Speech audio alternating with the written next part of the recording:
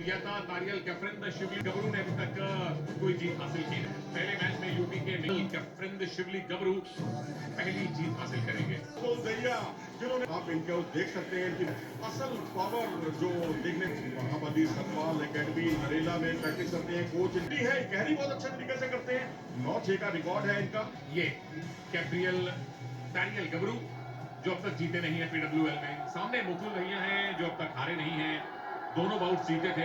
UP के वैसिल को 15-2 से हराया था और महाराष्ट्र के अमित को 18-11 से हराया था। यानी 2 मैचेस में मुकुल भैया 33 पॉइंट्स ले चुके हैं।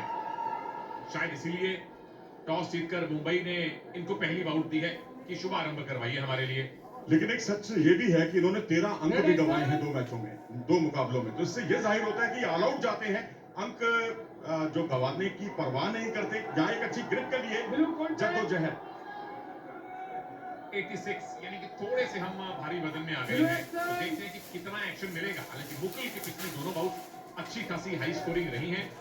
राइट शोल्डर पहले दिन से ही हैवीली स्ट्रैप्ड है और पहली बार ही शहरी पर उसके बाद डबल लग गया, घुमाया, 2 पॉइंट लिए, टेक डाउन हुआ। जी हाँ, टेक डाउन के साथ 2 अंक बटोरे। क्या यहाँ पर दोनों विकल्पों को खुला रखा। पहले लग रहा था कि वो यहाँ से खींचने की ग्रिप बनाएंगे, फिर ईरानी की उन्होंने कोशिश की और ये भारंदाज पर आखिरकार उन्होंने 2 अंक और बटोर कर अपनी स्थिति को बेहद मजबूत कर लिया है। 4-0 से आगे बहुत ही ताबड़तोड़ शुरुआत। और वो बेचारे गबरू जो है, टेरियल गबरू, वो देखते ही रह गए कि ये हो क्या रहा है भाई। लेग अटैक शानदार था। उसके बाद आपने टेक डाउन किया, बड़े सफलतापूर्वक 2 पॉइंट ले लिए। 2-3 ट्राइज की थी आपने, लेकिन फिर वो भार अंदाज किया, गट रेंच किया। ओ क्या बात है, धोबी 4 और मिल गए। 8-0 से आगे मुकुल। इसे कहते हैं ताबड़तोड़ शुरुआत, इसे कहते हैं तूफान। वाकई इस टीम के तूफान साबित हुए मुकुल दहिया जब ये होते हैं।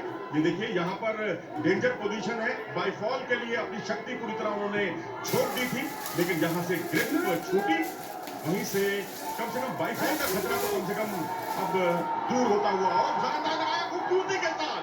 और इसी के साथ ही यहाँ अगर ये कुश्तियां अंतर्राष्ट्रीय स्तर की होती तो यही मुकाबला खत्म हो गया होता। चंद्र विजय ने बहुत कुछ समझाया अपने रेसलर को और उसका उन्होंने भरपूर फायदा भी उठाया।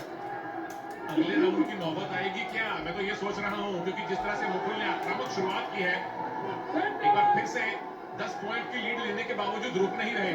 आइडिया उनका यही है कि अगर आप 3 मिनट में जीत सकते हैं। सिंगल लेग अटैक दोबारा से बच गए इस बार तारियल गबरू।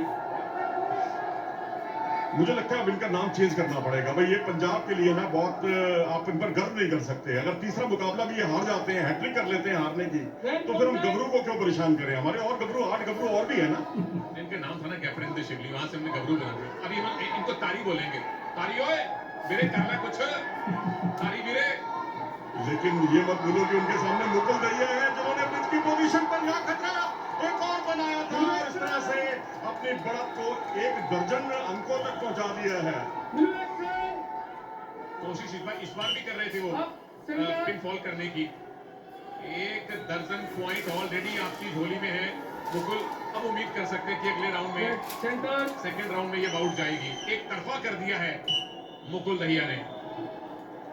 और कैफरिन शिवली अब सिर्फ बचाव करने और उनको रोकने के अलावा कुछ और करने के लिए उनके पास है नहीं।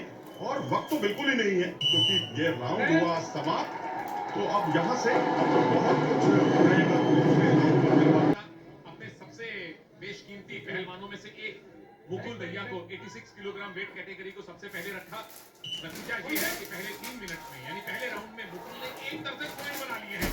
अब सादागीरा तारी यानी तारियल कैफरिन शिवली के सामने चुनौती ये है कि अगले 3 मिनट आप पूरे काट पाएंगे क्या। जी हाँ, मुझे तो बहुत मुश्किल लग रहा है। शायद 1-1.5 मिनट का मामला और है। फ्लेक्सिबिलिटी बहुत ही जबरदस्त है उनके पास और साथ में इंड्योरेंस है और रीच बहुत अच्छी है और रीच का इस्तेमाल करते हैं वो। Attention, no finger, okay. और यहाँ रेफरी ने चेतावनी दी टेरियल गबरू को।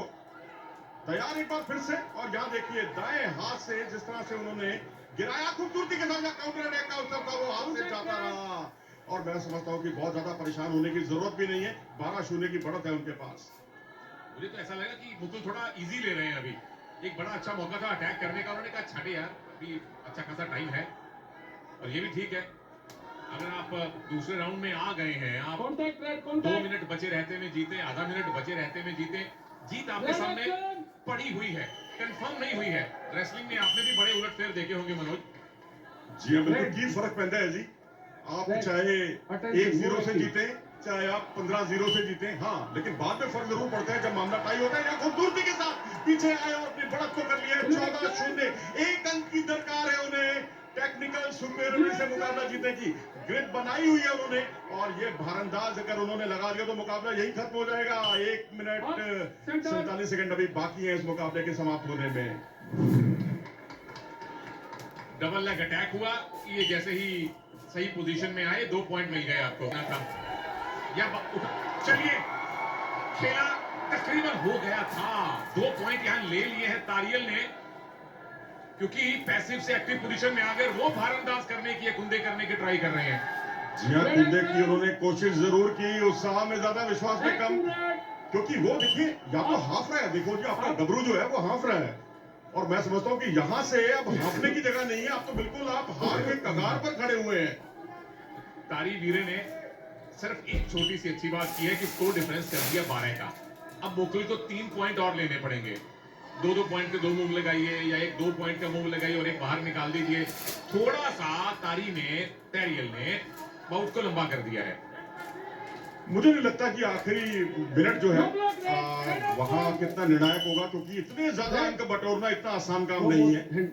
One hand block, okay? और पावर मिनट आने वाला है, यानी मुकुल ने अगर एक भी टेक डाउन कर लिया तो 4 पॉइंट मिल जाएंगे और आप जीत जाएंगे। पावर मिनट शुरू हो चुका है, यहां लिया गया हर पॉइंट डबल होता है।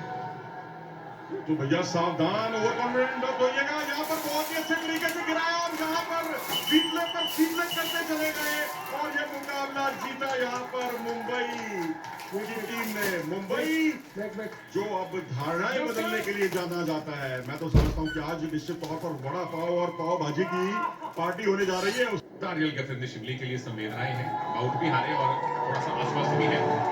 मुबारक है मुकुल भैया, मुबारक है टाइगर को।